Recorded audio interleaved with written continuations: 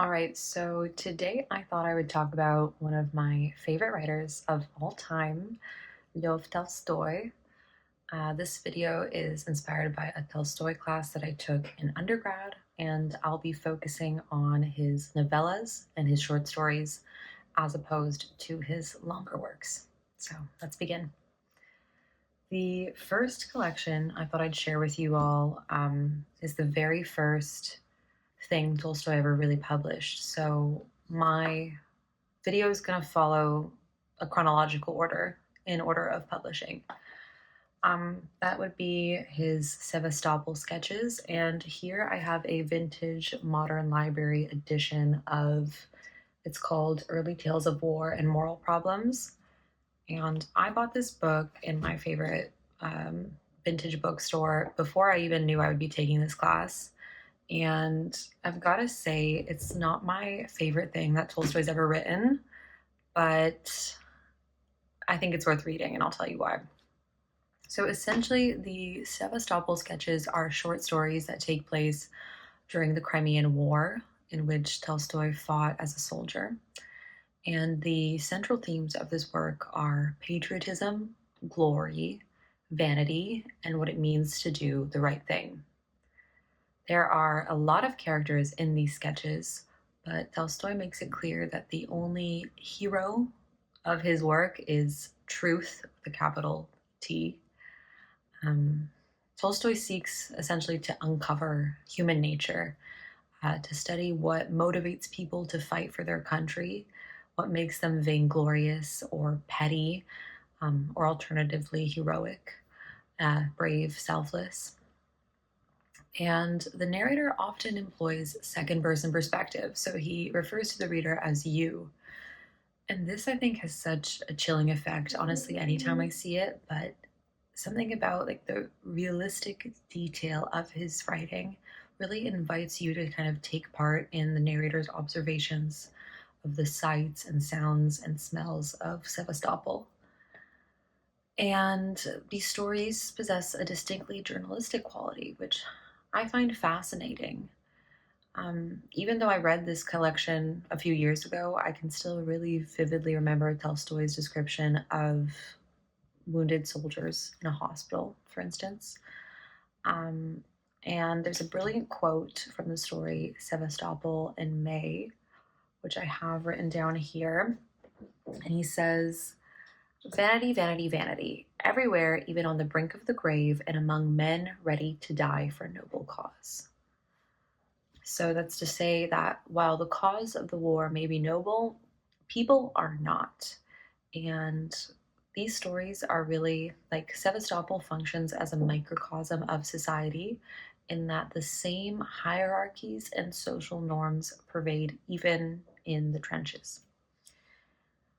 And so while I said this might not be my favorite work of Tolstoy's, I would say that humanity has not changed much since 1855. And with the wars going on all around the world right now, I think that there is truly value in reading Tolstoy's wartime fiction.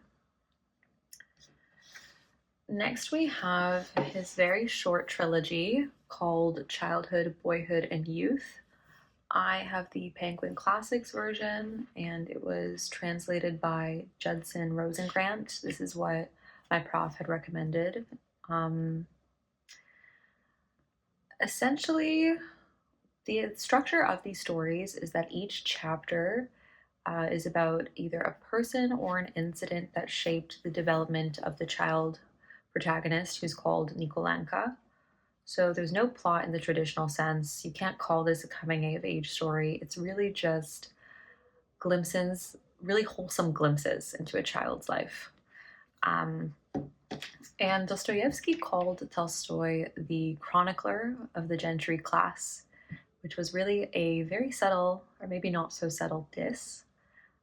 What Dostoevsky meant to say is that Tolstoy describes a very distinct aristocratic way of life, which any kind of wealthy person reading his books would immediately pick up on and recognize their own childhood and homes in his stories.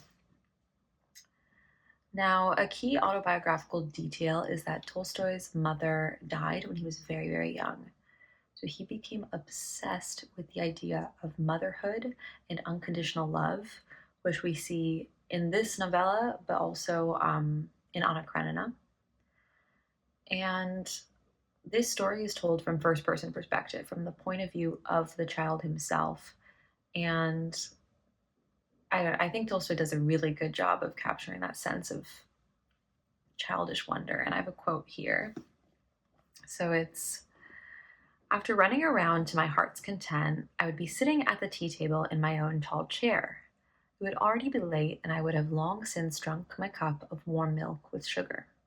Sleep would weigh on my eyelids, but I would still sit and listen. And how could I not? Maman would be talking to someone, and the sound of her voice would be so sweet and amiable. That sound alone spoke so much to my heart. I would look at her with eyes clouded with sleepiness, and she would suddenly become very, very small, her face no bigger than a button. Although it would still be just as clearly visible, I could see her gazing back at me and smiling. I liked to see her so tiny. I would squint even harder, and she would become no bigger than a speck in my eye. But then I would shift a little, and the spell would be broken. I would narrow my eyes, move about, and try every other way to recover it, but to no avail.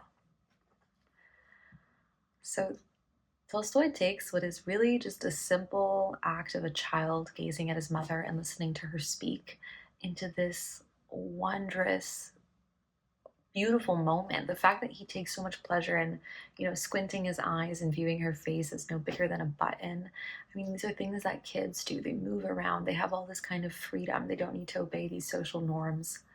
And also, interestingly, while the story is told through Nikolenka's kind of childish perspective, there is an older Nikolenka who interjects in the story and makes reflections on his childhood as well. And something that he regrets is there's this moment where Nikolenka feels tempted to tell his best friend just how much he loves him. And instead of doing that, he holds back. He feels ashamed of his love. And so we see a really young boy start to adopt the mannerisms of adults, to hold back, to filter, to self-censor.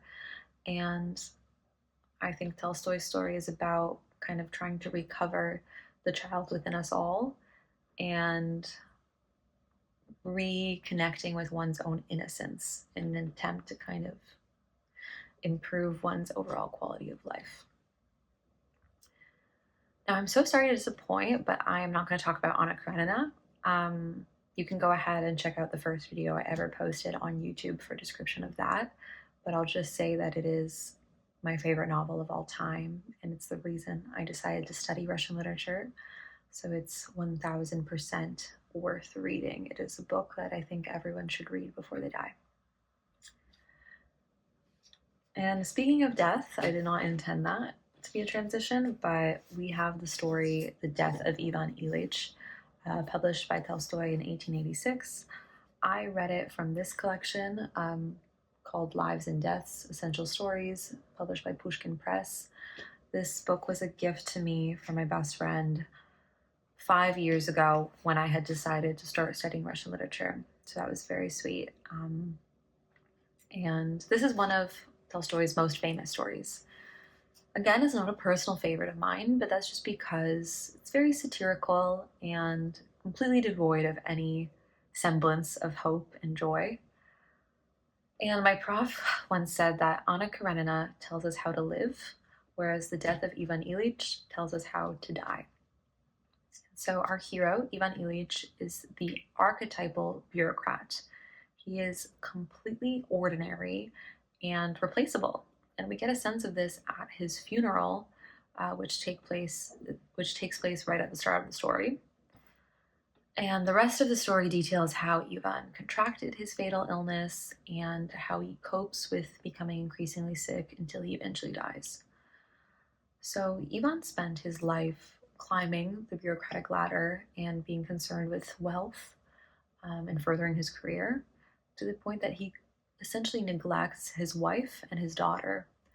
And so when he really is on his deathbed wanting to connect with his family, unfortunately, you'll see that those bonds can't just be repaired overnight. The foil for Ivan's character is his servant named Gerasim, which comes from the Latin word Germanus, meaning friend. And Gerasim shocks Ivan with his easy, nonchalant acceptance of death. And through their juxtaposition of attitudes, Tolstoy shows us how much we have to learn from poor people about the meaning of life.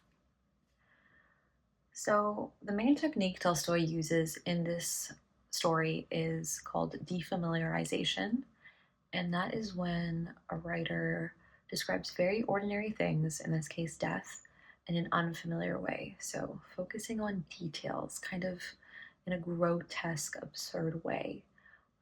And in doing this, he really makes us look death in the eye. I mean, he describes the kind of gradual disintegration of each of Ivan's organs. Um, and as my professor put it in class, Ivan's thoughts remind us of the mechanisms we all use to distract ourselves from the fact that every day we're one step closer to death.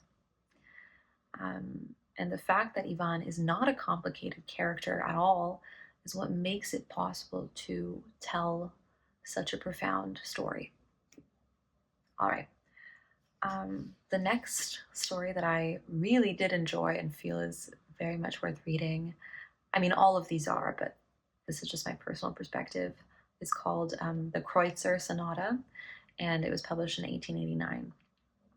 So this story begins with a man sitting on a train, getting to know his fellow passengers, and the topic of divorce comes up. And this was a hot topic in Tolstoy's heyday. That's why he chose to write Anna Karenina. Divorce was just coming into vogue, so to speak. It was very controversial.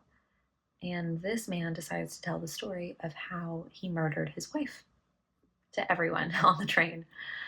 And that's how it begins. And the rest goes back and tracks how he married his wife, how he fell in love with her, what happened to their marriage, so on and so forth. And essentially, music serves as a plot device in this story, hence the title. That's one thing about it. What else? I have read it so long ago.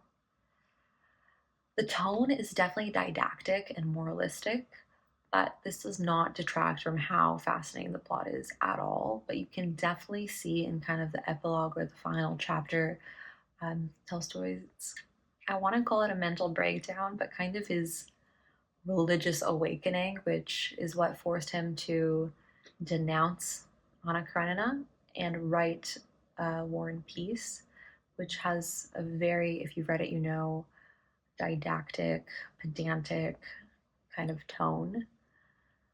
But yeah, it's a brilliant story. It's about luxury and idleness and infidelity, revenge, celibacy, hypocrisy, all the good things. Okay, and the final story I want to tell you about is called Master and Man, and it was published in 1895. A really cool motif in this story is time. There's this kind of cyclical time that we see in Levin's plotline in Anna Karenina, which is like time relating to seasons, this idea of going in circles, of discovering yourself, versus the linear way of viewing time, which is associated with modernity, industrialization, progress. Other themes are obedience to God and the danger of ambition. Essentially, the story opens with a snowstorm, and the master of the house is so frustrated by the storm because he was planning that night to journey to some neighboring village to sell somebody something. I honestly can't remember. But he forces his servant to go on this extremely dangerous journey with him, all because he wants to earn a few coins. And so basically, these complete opposite characters are stuck in a carriage together, and have all these conversations.